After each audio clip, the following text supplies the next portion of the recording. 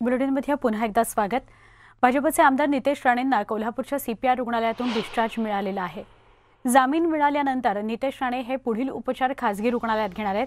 त्यामुळे आता ते कोल्हापुरातून डिस्चार्ज घेऊन ओरोस इथं वैद्यकीय तपासणी पूर्ण करतील। सावंतवाडीच्या कारागृहात ते हजर होतील। तिथं जामीन मिळाल्यानंतरची प्रक्रिया पूर्ण करून पुढील उपचाराकरता ते खासगी हॉस्पिटलमध्ये दाखल होणार आहेत अशी माहिती मिळते। ज्ञानेश्वर साळोखे यांच्याकडून अधिक माहिती घेऊया। ज्ञानेश्वर, डिस्चार्ज सीपीआर रुग्णालयातून मिळालेला आहे असं कळतंय, काय अधिक माहिती?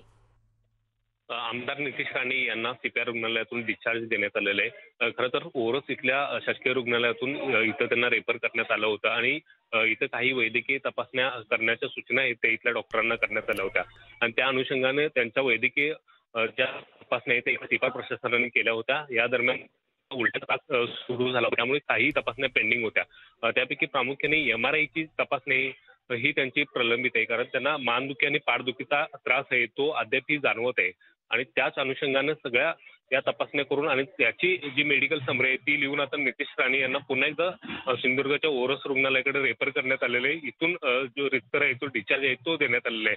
साधारण सकाळी 8 वाजल्यापासून ही प्रक्रिया सुरू होती आणि 10 वाजताच्या सुमारास ही प्रक्रिया पूर्ण झाली आणि त्यानंतर नितेश राणे हे एका अँब्युलन्स मधून आहेत ते सिंधुदुर्गकडे रवाना झालेले आहेत। त्यांच्यासोबत कडक असा पोलीस बंदोबस्त सुद्धा आहे। सिंधुदुर्ग पोलीस सुद्धा या ठिकाणी दाखल झाले होते, ते आता त्यांना तिकडे घेऊन जाताना पाहायला मिळतात। साधारण 2 ते 2.5 तासाचा हा प्रवास पूर्ण करून ते ओरोस रुग्णालय या ठिकाणी दाखल होतील आणि त्या ठिकाणी त्यांच्या पुढच्या ज्या तपासण्या आहेत त्या तपासण्या करून ते पुन्हा एकदा सावंतवाडी कारागृह इथं जातील आणि जामीन मिळाल्यानंतरची जी न्यायालयीन प्रक्रिया आहे ती पूर्ण ते करून घेतील आणि त्यानंतर ते खासगी रुग्णालयात ते उपचारासाठी जातील असे एक माहिती आहे ती सूत्रांच्याकडून आपल्याला मिळते।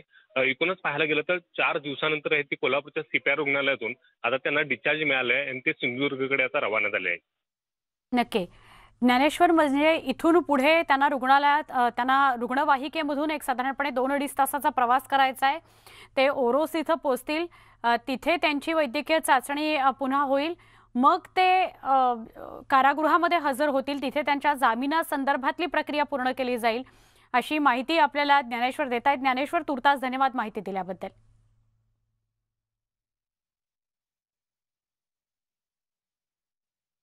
पुढे जाऊया पुण्यातल्या बातमीकडे। पुण्यातली धक्काबुक्कीची बातमी आहे। धक्काबुक्कीचे पडसाद दिल्ली दरबारी सुद्धा उमटले। भाजपचे नेते किरीट सोमय्या यांनी केंद्रीय गृहसचिवांची भेट घेतलेली आहे। त्यांच्यासोबत भाजप खासदार गिरीश बापट, गोपाळ शेट्टी, मनोज कोटक हेही उपस्थित होते। पुणे पोलिसांनी कोणतीही कारवाई केली नाही या संदर्भात चर्चा करण्यात आली। यावेळी सोमय्यांनी गृहसचिवांना पत्र लिहिलंय। या पत्रात शिवसैनिक माझ्यावर हल्ला करून मला काही काळाकरता काम करता येऊ नये असा प्रयत्नात होते असा आरोप त्यांनी केलाय। तसंच या पत्रात 5 घटनांचा उल्लेखही करण्यात आलाय। किरीट सोमय्या हे नवी दिल्लीत जाऊन गृहसचिवांना भेटले। त्यांनी गृहसचिवांना पत्र दिलेलं आहे आणि पुणे पोलिसांनी कोणतीही कारवाई शिवसैनिकांवर केली नाही अशीही तक्रार त्यात करण्यात आली आहे। बुलेटिनमध्ये पुन्हा एक छोटासा ब्रेक, पहा फक्त न्यूज 18 लोकमत।